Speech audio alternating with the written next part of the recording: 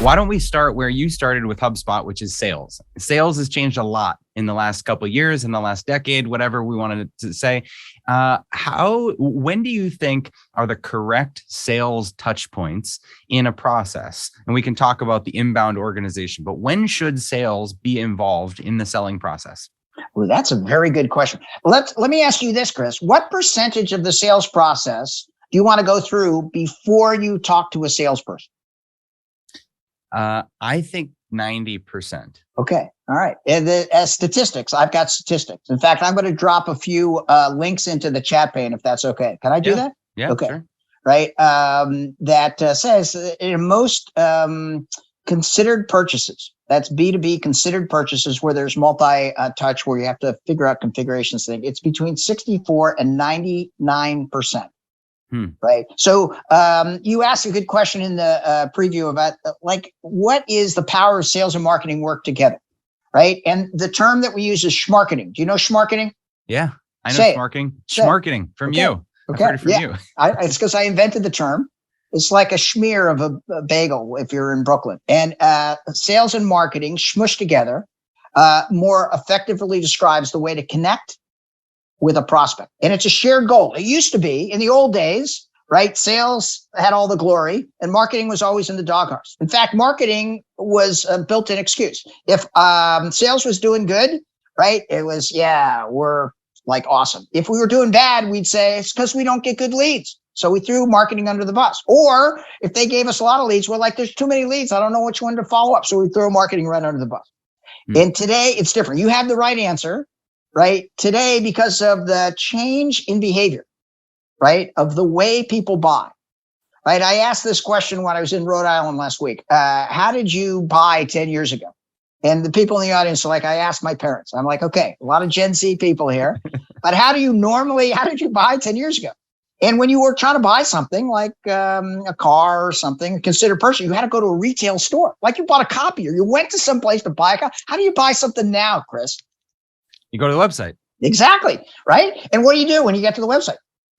You click on all the pages and then you get retargeted on every social platform. That's right. You read a little bit of the product, look at the reviews. There we go. Aaron say, look at the reviews, right? You understand a little bit about the user stories. You're like, okay, does this person or this company relate to me? Do they service Canada? Will they provide some? And you do all of your work up front, right? That means, right, in the old days, right, sales were the heroes. Now, a good marketer is infinitely more important, because if you can't bring the eyeballs to the website, you're pooched. I don't care if you're the best salesperson in the world, in which I consider myself a top 2%er, right? But if you don't get to my website and you are considering something else, right, it's going to be very difficult for me to break in there because people are so busy. Right. And so when people get to your website, then the marketing process is to ingratiate yourself in a couple of ways. Number one, you want them to understand a little bit about your mission and culture, right? Which Trainual does very well. Number two, HubSpot does very well as well. We want to welcome you in. Number two, right? We want to make it super easy for you to understand what we do and how to get a little taste, which amazing. When I went to your website doing my research, right? You're like, I don't even have to put in a credit card. Here's all this free stuff. Why do you do that on your website, Chris?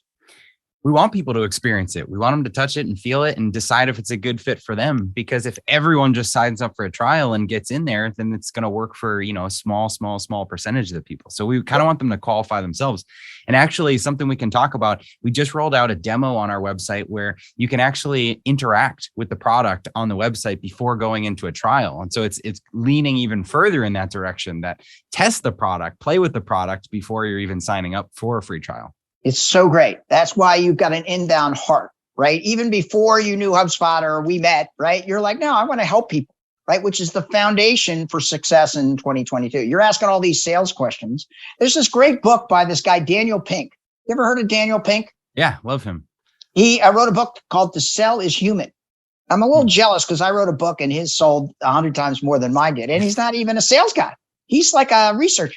And he cycles in and he's like, I hear about closing deals and like working the pipeline. What does all that stuff mean? And when he researched it, he's like, oh, every single human, every single day does that, right now I'm buying or selling to your audience. I don't know which. Put in the chat pane whether I'm buying or selling, right? It depends. If you're going to do it every single minute of every day, you better be good at it, right? And so the way to sell in 2022 is decidedly different. With the advent of inbound and your website being your like reception area, your showcase, right? Now you have to treat people like human beings, right? Which seems weird that I have to remind people about that in 2022, but just look at my Twitter feed, right? Or just look at Facebook, right? It's crazy. And then you have to help, not sell.